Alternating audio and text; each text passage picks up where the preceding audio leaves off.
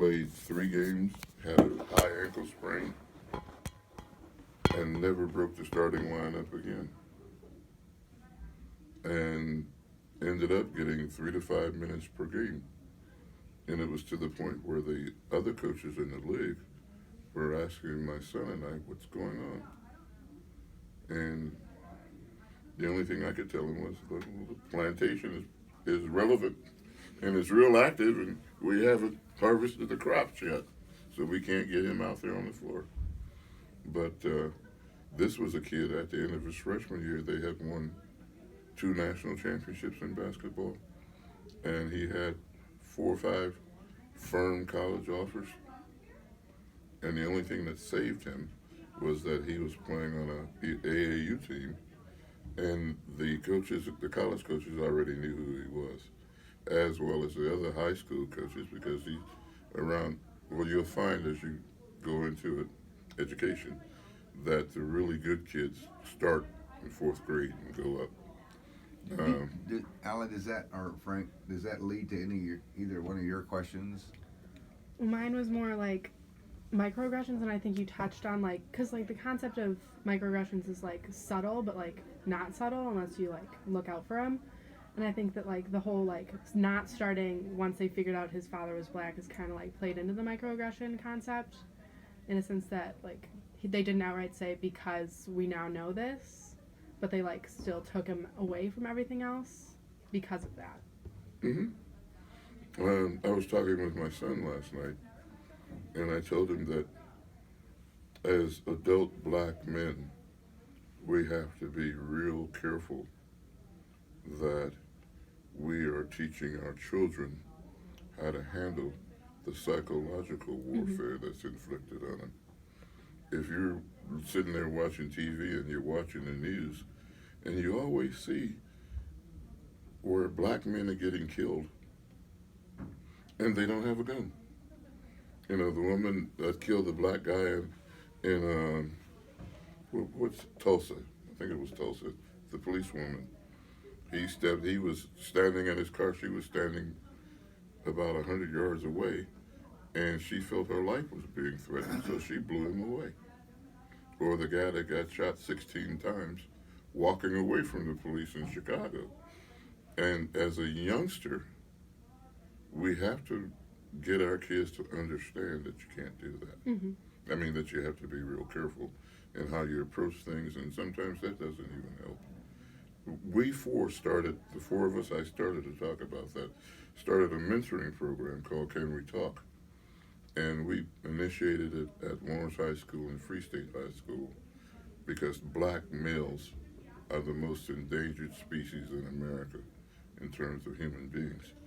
But they also score the lowest on standardized tests because those tests are not normed to minorities. They're normed to majorities. And it depends on what school you go to in terms of the educational level that you get, or the educational background information that you get so you can pass the test. A lot of kids have test anxiety. Here in Lawrence, we identified that black males were being disproportionately put in special ed. And we had a big fight with the school district about putting my grandson in special ed. He was at the Catholic school here, St. John's, and when he was going into 5th grade, my daughter said he needs to be around more minorities, so she put him in Deerfield, at elementary school. And when he walked in there, they were sure that he was a middle schooler because he was taller than everybody else. But he was a 5th grader. Frank, do you have a question to your question too? It also deals with microaggressions. So you've discussed some subtle microaggressions and some more very obvious ones. In an article about racial microaggressions, the author makes a statement: the power of racial microaggressions lies in their invisibility to the perpetrator and oftentimes the recipient. Why do you think it is that minorities can have such a difficult time recognizing some of these injustices? Because we're in denial. Okay? We're saying denial as a minority. We're in denial as a minority, as a societal member. because we're always hearing about how things are better, and they're not. They're more subtle. Um, Microaggression. You're half black. Yes. Are you familiar with it? Do you see it? Sometimes yes, other times no. And when you see it and you say yes, the first thing you say is, "No, that can't be happening like that. That's not true." And you sit back and you look at it and you say, "Well, damn, it is." Um, you have to be attuned to these things in order for you to survive. And if you have kids, you have to get them to understanding that. In the mentoring program, one of the things that we used to do is talk to the boys about riding in a car. If you're black and you're riding 4 deep in Lawrence, after 11 o'clock, there's a 98% chance that you're going to be stopped. No ifs, no ands, no buts. That's what the dynamics of our society says you do as a cop. Craig, one of the things, I mean, kind of along those lines, you were talking about the mentoring program. So one of my association with Craig is through, I think, is maybe the greatest mentoring program, which is coaching. And coaching young kids and know boundaries of where they're from, what they're about. And so if you could speak a little bit to that and speak a little bit to why you just couldn't beat my basketball team.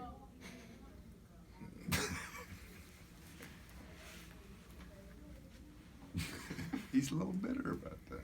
No, I'm pissed about it. We won the championship, but we still couldn't beat them. Say that again. What you see? You got me on that game, and I got. I'm pissed. sorry. No. The big thing is that, I mean, I've seen you mentor kids and mentor kids through sport, and then it's a socialization that allows for the black kid, the white kid, the Asian kid. I mean, or even with, we had girls on our teams as well from different genders. How you brought all that together.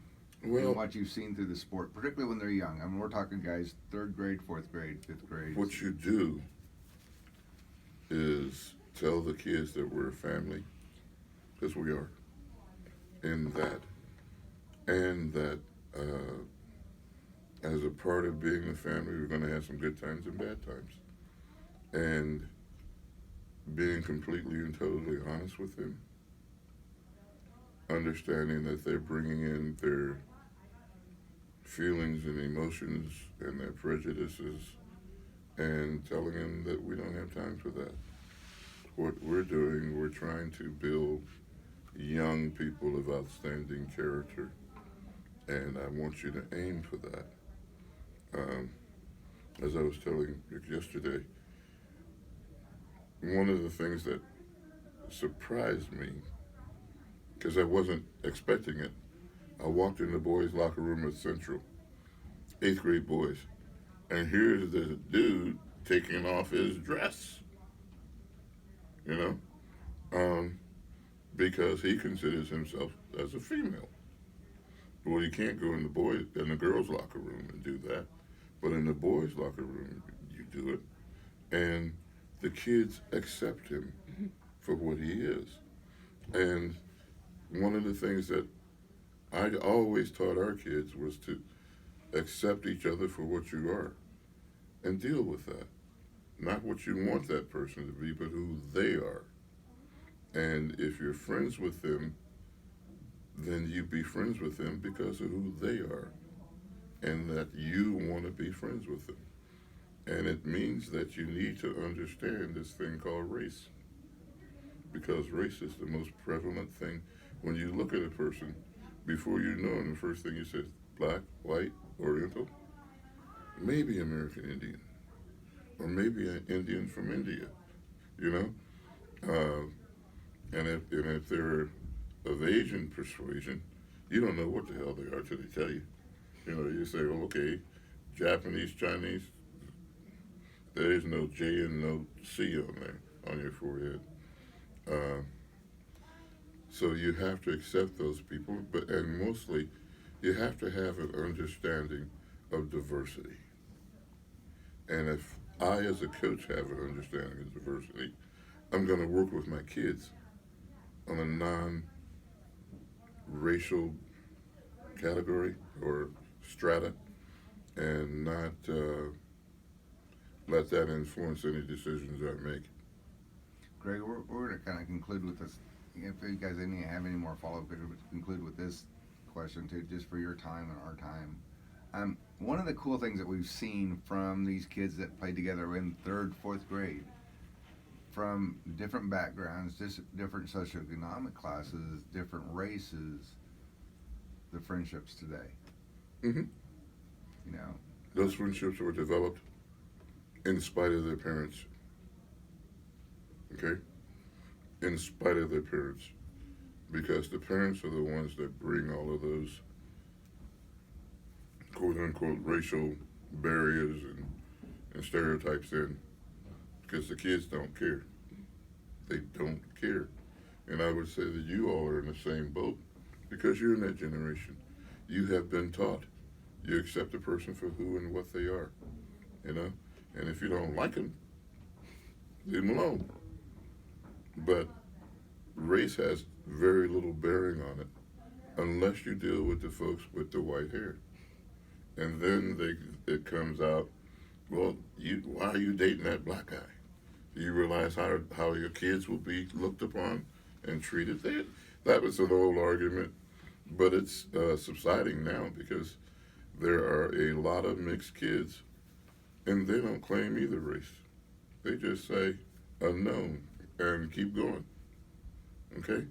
But one of the things he's had to deal with, if you're close to your white family, is hearing them talk about black folks.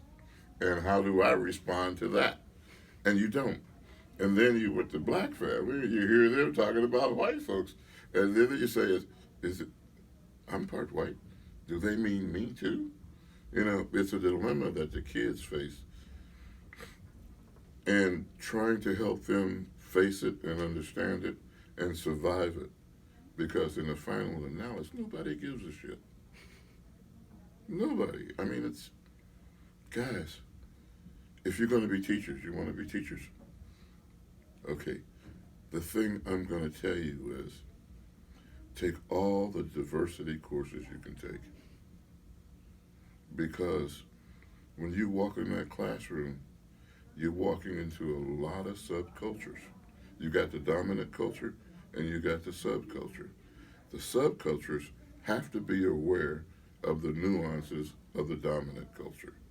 If not, then they don't survive. But the dominant culture doesn't have to deal with the subculture. I was talking to a teacher today at Central, and I said we all went through that racial identity thing called Courageous Conversations by Dr. Glenn Singleton, and our Can We Talk group presented in Boston, San Francisco, Houston, New York City, to different conventions of black educators. And we told them how we reduced the achievement gap. And it wasn't through tutoring, it was through building relations. And if you build a relationship with any student, if you have a good relationship with them, then you can demand things from them that they and their parents never thought you could get from them. And you can. But you got to be on that level. One other thing, black males. If, as a white teacher, you come to having a discussion with a black male, don't get that close. You get that close, what happens? What do you mean? Huh? What do you mean? If you get that close and you're dressing out a black kid, male Is it especially. physical proximity close? Yes, That's not going to make them very comfortable at all. they're not going to be comfortable and they're going to lash out, either verbally or physically. And then they will get blamed for it when really the teacher is the one that started it. by not knowing. So get to know the kids and have a personal relationship with them. And when school first starts, call the parents and tell them how happy you are to have their kid in class. And start off with a good relationship with them. Then you can bring things to them that will help that child mature. I think those are key words, brother. Thank you. Actually, Relationship, right? one more thing. We've been focused primarily on children. We'd like to switch it up and kind of bring it to the professional level. We just kind of would like you to talk about how you feel about the NFL protests as someone who went through the civil rights movement, specifically Colin Kaepernick.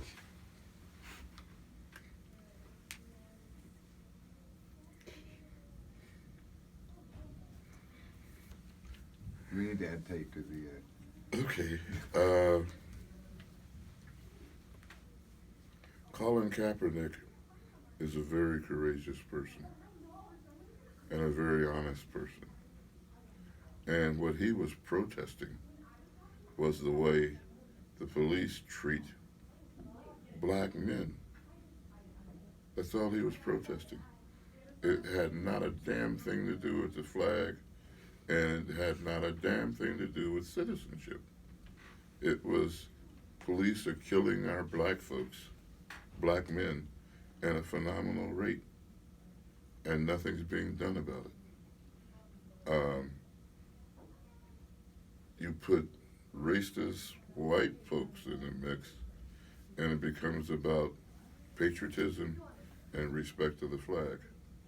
And the national anthem. You ever read the national anthem? Okay. Does it? It's not true anymore. Exactly. You know? And if you talk about not being a citizen or not being a patriotic person, you read the national anthem and you say, what the hell is this doing in the national anthem? You look at all of those guys are rich. Mm-hmm. Every one of them. Even the guys sitting on the bench are making at least $1 million. And they still receive the same kind of treatment from the police that everybody else does if you're black. And at some point it has to stop. And that's all he was saying. Had nothing, and Trump got in it, and Trump has a real nasty habit of discombobulating things and making it look stupid. And it's and the other thing that you have to really think about is NFL owners, okay? Because people have a tendency not to deal with them. They deal with the athletes and say, this athlete's making $100 million. Well, this owner's paying this guy $100 million and paying everybody else, exorbitant amounts of money. So therefore, how much money does he really have or she really have? And it's astronomical. It's to the point where we say, whoa, is there really that much money in the world that one person can have? And what they're doing, I liken them to the old-time plantation owners. And us as being the chattel that they can buy, sell, do whatever they want with. And if we really look at it, that's where the problem lies. It lies with the folks who are in control and don't want to give it up or share it. Yeah. Okay, let's say share. And Jerry Jones went out there and knelt with the guys, and then he tells them, if you protest, I'm going to do this, and I'm going to shut up. You know? Yeah. It's crazy. It's Right. that hypocrisy. Some of these guys have to go, including myself. Me too. My daughter fixed lunch. I know. Thanks, brother.